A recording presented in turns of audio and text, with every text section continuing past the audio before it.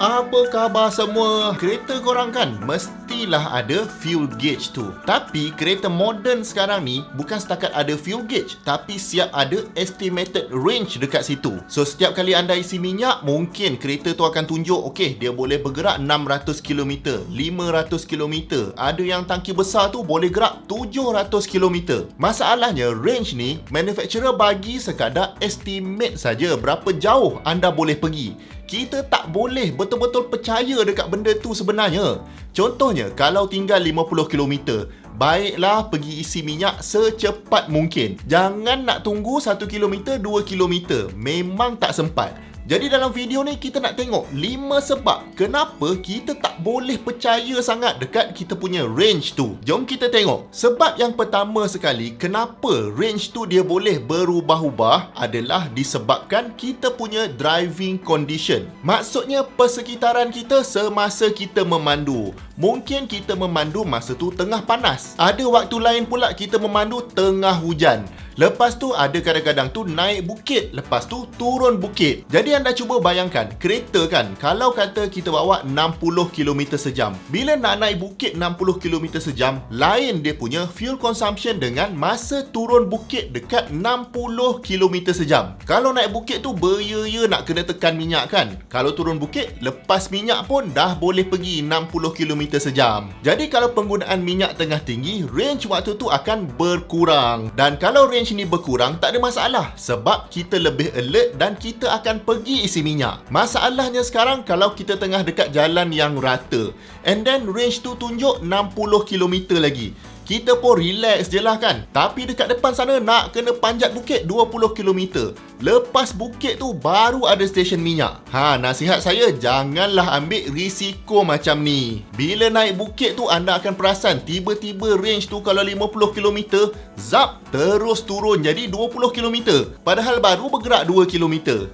Jadi nak percaya boleh, tapi janganlah terlalu percaya sangat kita punya range tu. Sebab kedua pula, kenapa kita janganlah percaya sangat dekat range tu adalah kecekapan enjin kereta kita. Contohnya kalau kita bergerak dekat highway, enjin kita akan beroperasi pada RPM yang agak constant lah. RPM tu tetap je, mungkin 2000 ataupun 3000 RPM. Jadi enjin ni memang suka bergerak pada kelajuan yang sama saja. Jadi fuel efficiency dia memang sangat tinggi. Lain pula kalau kita jalan dekat bandar, kejap berhenti, lepas tu nak bergerak. Kejap berhenti, lepas tu bergerak lagi. Bila nak bergerak tu sebenarnya banyak makan minyak. Contohnya mudah saja. Kalau anda pernah tolak kereta kan, masa nak mula bergerak tu lah susah sangat nak tolak kereta tu. Bila kereta dah start bergerak, dah tak susah lagi nak tolak. Jadi dalam condition yang start-stop, macam dalam jam ke, dalam bandar ke, memang anda bergerak slow. Tapi disebabkan kena berhenti, kena bergerak, kena berhenti, kena bergerak, itu menjadikan fuel consumption anda sangat tinggi. Jadi bila jalan macam ni, range memang kurang. Kalau jalan atas highway pula, lagi-lagi lepas isi minyak,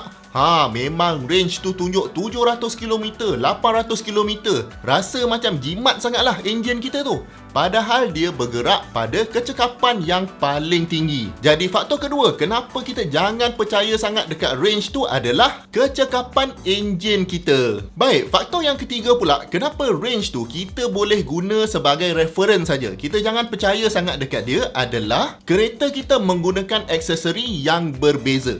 Contohnya, kadang-kadang kita buka radio, kadang-kadang kita tutup radio. Ada kereta yang 4x4 tu ada spotlight besar. Kemudian kita pun guna kereta kita untuk cas telefon dan sebagainya.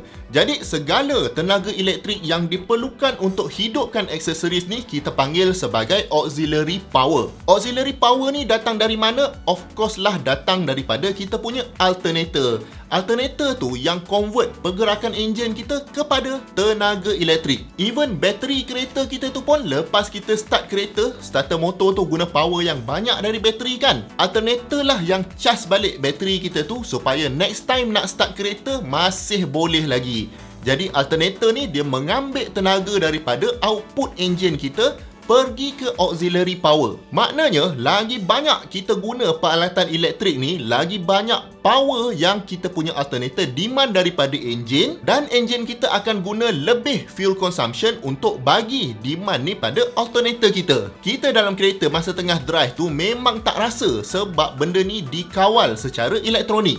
Lagi-lagi kereta moden sekarang, tak rasa apa pun. Tapi sebenarnya of course ada perbezaan dia. Lagi-lagi sekarang cuaca tengah panas, jadi suhu paling rendah, kipas paling kuat. Itu pun akan makan power daripada kita punya enjin. Jadi fuel consumption lebih tinggi, range pun akan berkurang. Okey, sebut pasal alternator, pasal electrical dan sebagainya.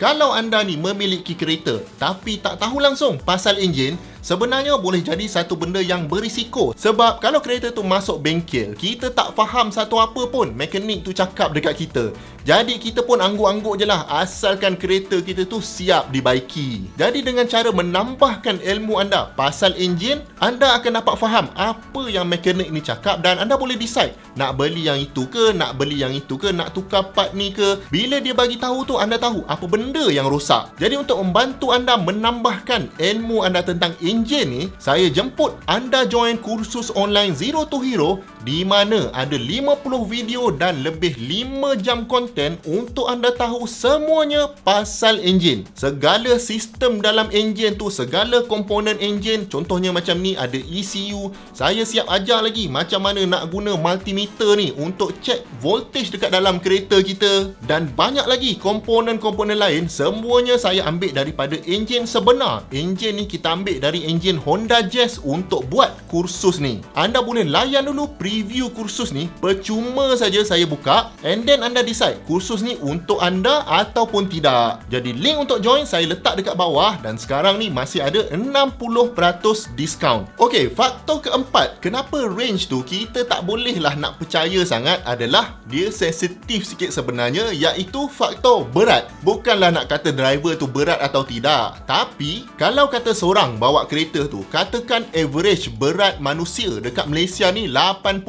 kg. Itu kalau dia naik seorang. Kemudian masa nak pergi lunch tu, bawa kawan-kawan semua, 5 orang sumbat dalam kereta. 5 kali 80 kilo dah 400 kilo. Nak menggerakkan 80 kilo dan nak menggerakkan 400 kilo mestilah berbeza, betul tak? Kalau balik kampung, tambah lagi beg 200 kilo. Menangis kereta tu. Lepas tu komplain, kenapa selalu isi minyak boleh pergi 700 kilo? Bila balik kampung boleh pergi 500 kilo saja.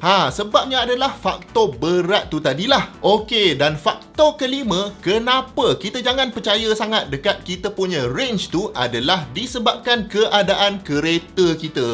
Tengok juga kita punya tayar tu okey ke tidak. Kemudian kereta kita tu servis ke tidak. Ke dah 50,000 km tak servis lagi. Enjin tu dah jadi berat dah. Kesian dekat dia. Tayar pressure tu betul ke tidak. Ke tayar tu dah lama dah lembik. Memang semua ni akan main peranan dalam menentukan kita punya fuel consumption. Kita punya ECU kereta tu tak tahu tau apa benda condition kereta kita ni. Dia tahu bila kita demand, dia akan supply. Jadi kalau kita tak jaga kereta kita dengan baik, lagi-lagi benda yang simple macam tire pressure tu, penat-penat engineer develop engine yang sangat jimat lah, kecekapan yang tinggi. Tapi bila tekanan tayar rendah, tetaplah juga kereta tu kuat makan minyak. Bila kuat makan minyak, banyaklah pencemaran. Jadi sia-sia je lah usaha engineer selama ni. Jadi of course range tu akan bergantung kepada keadaan fizikal kereta kita tu sendiri. Satu lagi faktor tambahan, kenapa kita tak boleh percaya dengan range ni adalah kita sendirilah kita punya driving habit. Kadang-kadang tu kita tengah relax, okey lagi, range tunjuk 700 km sejam. Tiba-tiba ada kereta belakang flash-flash pula dekat highway. Kita pun cucuk dia balik. Tiba-tiba range tinggal 600 km. Padahal baru gerak 20 km. Masa tu janganlah komplain range aku ni tak betul ke. Sebab masa kita drive secara agresif tu, of course lah kita punya fuel consumption sangat tinggi. Jadi range akan berkurang dengan cepat. Ini saya sebut kereta tau. Kalau motosikal lagi ganas. Ada motosikal tu, mengikut pengalaman saya lah, dia punya fuel gauge tu takut pertama tu separuh tangki. Lepas tu takut kedua makin kecil, makin kecil, makin kecil. Jadi kita ride punyalah jauh. Kenapa ni minyak tak habis-habis ni? Jimat betul minyak motor ni. Sekali dia dah turun je, cepat cepat habis minyak tu. Ini kalau dekat motor lah. Kalau dekat kereta tak pernah lagi ada experience yang macam ni. Jadi disebabkan faktor-faktor ni, kalau anda tengok at least meter tu ada 100 km, pergilah isi minyak. Jangan tunggu sampai 20 km, 15 km. Memanglah nanti tersadai dekat tepi jalan tu. Anda sendiri ada pengalaman tak kena tipu dengan fuel gauge punya range ni? Cuba komen dekat bawah pengalaman anda dan jemput tonton banyak lagi video-video best dekat sini dengan dekat sini. Jumpa lagi di video yang akan datang. Assalamualaikum.